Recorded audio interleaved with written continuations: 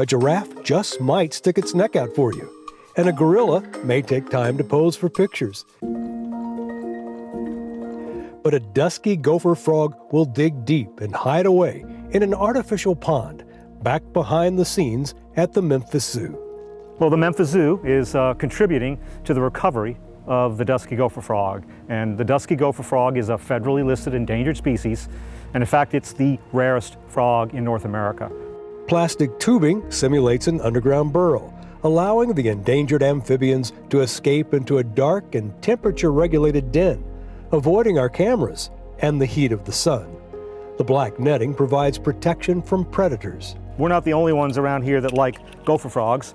We have a lot of native wildlife around here, garter snakes, raccoons, all of those types of animals would love to come in here and chow down on our endangered dusky gopher frogs. Can't have that. So this is covered when we're not actually working in here. I just found a snake. Oops, this is the reason why we cover. This is a little garter snake. This one's a little too small, but its mother and father are around here very close, and they definitely can smell and sense that there's a frog pond in here. So hence the netting.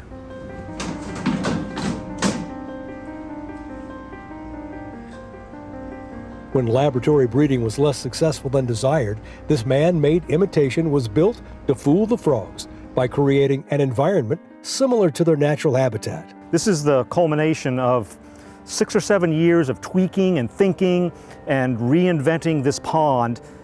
This might not look like a natural pond, but finally, if you are a dusky gopher frog and you're in here, we have them convinced that they're in the Gulf Coast of Mississippi. And it's the Gulf Coast of Mississippi where Memphis Zoo-bred dusky gopher frogs and tadpoles are eventually taken. But it requires careful management to grow a mass of eggs called the clutch into frogs that are capable of surviving.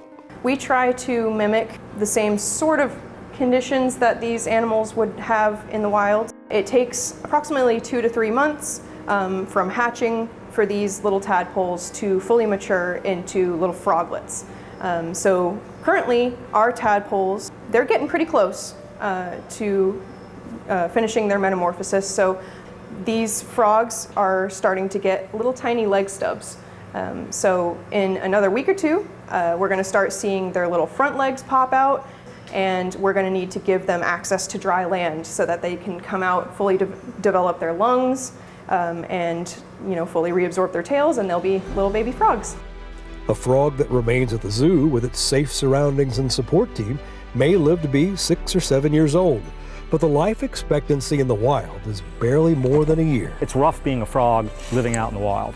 And without continuing intervention, extinction seems inevitable. We're now breeding frogs in great numbers, basically a frog factory here, and we are head starting those frogs, rearing them up here at the zoo, and then as soon as they're ready, we release them into restored habitat down in their historical range, where they used to occur but have not been found in decades because they were extirpated from that area.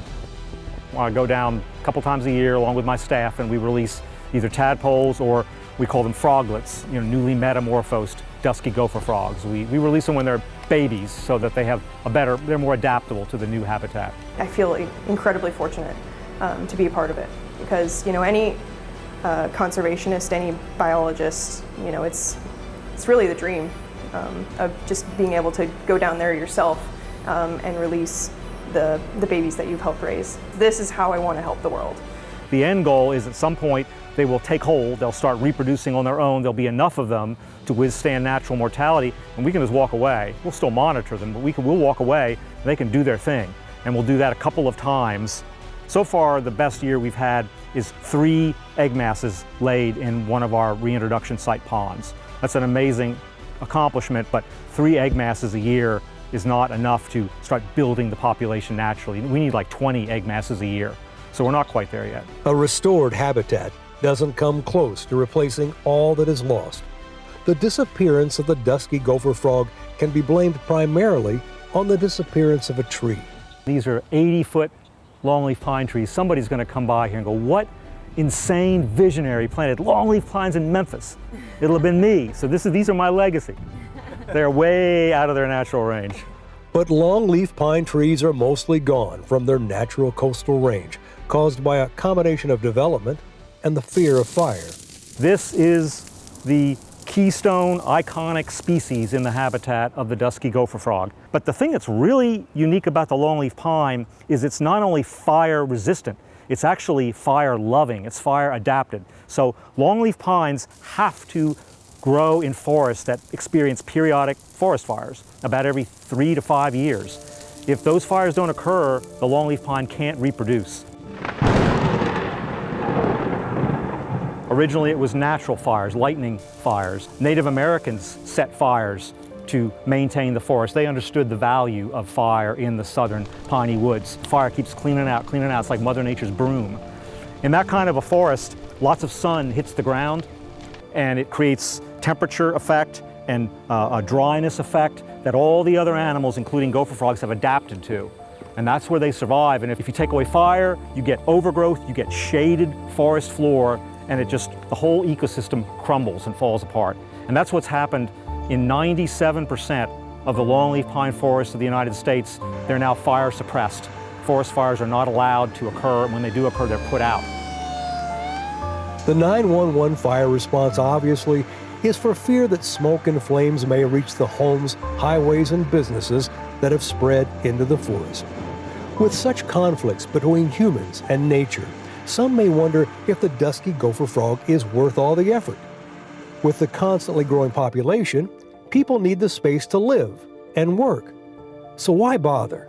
Oops, look at that. That's just amazing. You know, if you don't think that's amazing, you're jaded or you're not thinking about it hard enough. It's life, and it does something in the environment. It eats something, it's eaten by something, it adds beauty to the world.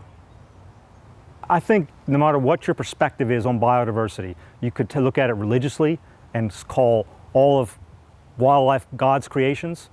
You could look at it scientifically and just say it's amazing life diversity, but every single species on this planet is unique. It has many unique qualities about it, starting with it looks different than any other species.